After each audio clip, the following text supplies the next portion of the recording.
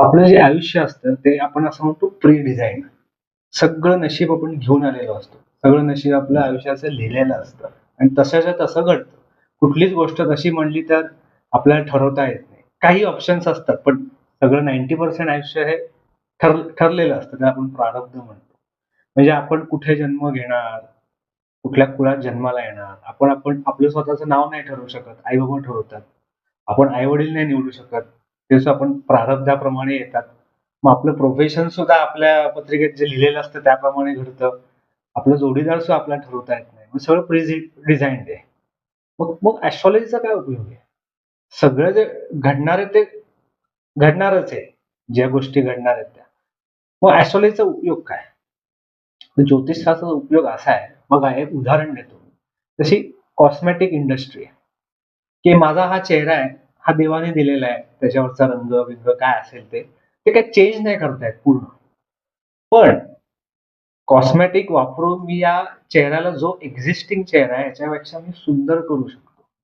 मी माझे आयब्रोज करू शकीन, माझी हेअरस्टाईल करू शकीन, कर्ल असतात ना, कर्ली हेअर किंवा काय वेगळे रंग लावता येतात किंवा माझी फ्रेंच बिअर्ड करीन. वेगवेगळ्या गोष्टी कॉस्मेटिक काही गोष्टी लावीन मी मेकअप सारखं. त्यामुळे माझा जो चेहरा आहे, ह्याच्यापेक्षा आत्ता जो एक्झिस्टिंग ह्याच्यापेक्षा चांगला मी दाखवू शकतो. हेच ॲस्ट्रॉलॉजर करतो.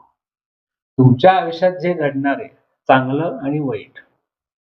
तर जे वाईट घडणार आहे, त्याची तीव्रता थोडी का होईना कमी होऊ शकेल का? हा विचार केला जातो. त्यासाठी काही उपाय असतात. ते घडतं, पण त्याची तीव्रता, त्याचं दुःख किंवा वेदना ही थोडीशी कमी केली जाते. जे तुमच्या आयुष्यात समज चांगल्या गोष्टी आहेत, ते किती चांगल्या होऊ शकतील, हा विचार केला जातो. किंवा बऱ्याच वेळा आयुष्यात कन्फ्युजन असतं प्रत्येक निर्णय घेताना. लग्न करायचं असेल तर कोणाशी करू? 4 ऑप्शन्स असतात. प्रोफेशन निवडायचं आहे त्याच्यात सुद्धा 4 ऑप्शन्स असतात. शिक्षण निवडताना सुद्धा 3-4 ऑप्शन येतात आयुष्यात. बिझनेस निवडताना सुद्धा 3-4 ऑप्शन्स येतात. कायम आपल्याला ऑप्शन्स अवेलेबल असतात कुठलाही निर्णय घेताना. साधी गाडी घेताना सुद्धा. मग त्या 4-5 ऑप्शनमध्ये एखादा ऑप्शन तो ज्योतिष चांगलं निवडू शकतो, की कधी घर घ्यायचं, केव्हा घर घ्यायचं.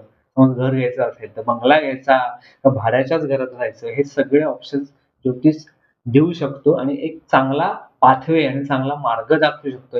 या गोष्टीचा उपयोग करून घ्यायचा असतो ज्योतिषशास्त्रामध्ये. ज्योतिषशास्त्र हे तुमचं नशीब पूर्ण कायापालट आणि बदलण्यासाठी नाही, एक चांगला पाथवे दाखवण्यासाठी. असा वापर करून घ्यावा. धन्यवाद.